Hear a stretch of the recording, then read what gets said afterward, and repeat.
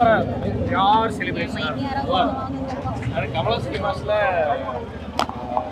ரீரிலீஸ்னாவே Kamala cinemas தான்.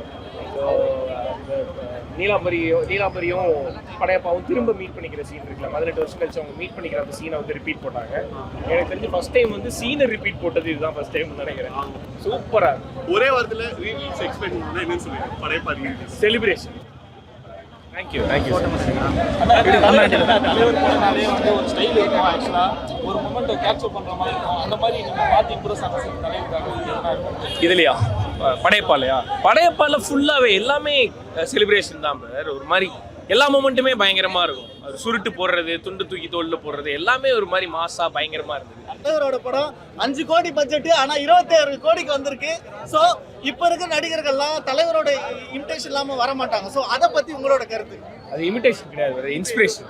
Inspiration. But அதை பற்றி நீங்கள் ஓப்பனாக சொல்லாமே. அதான் தலைவர் தான் இன்ஸ்பிரேஷன்.